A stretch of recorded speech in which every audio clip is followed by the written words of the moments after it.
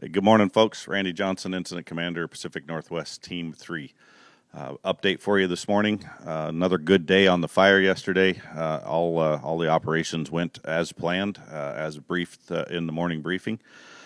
We were able to, again, from a firing situation, as we show this line coming up Devil's Backbone and that where we've been working towards that Brennigan Spike and closed that loop the other day.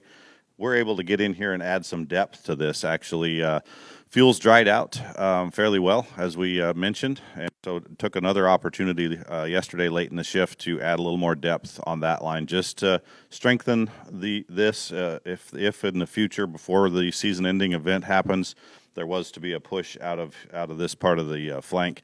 Looks highly unlikely at this point. But we had the opportunity, wanted to provide a little more line security for this incident, so took that opportunity yesterday.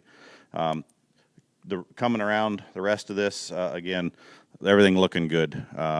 In there with some handheld IR, infrared imaging instruments, just double checking some of that line that we've had black and cold for a number of days. Nothing was found that was not expected. So that's all looking good.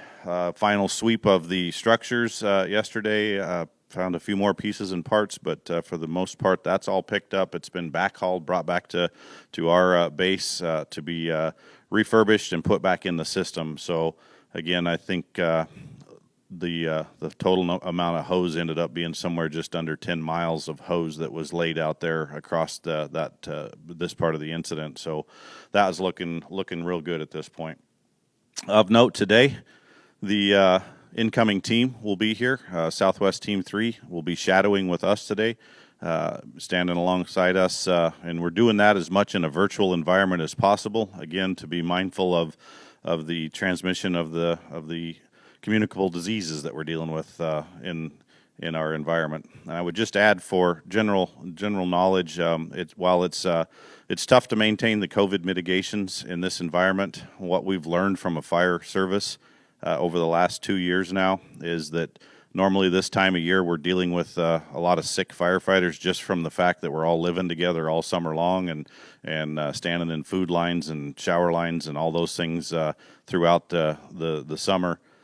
We haven't had the incidents of just what we would refer to as camp crud, or normal respiratory disease, bad colds, things like that, due to the mitigations that we're taking in this environment. So there is an upside to it, although it does add some extra complexity. So as the team shadows today, we'll be mindful of that.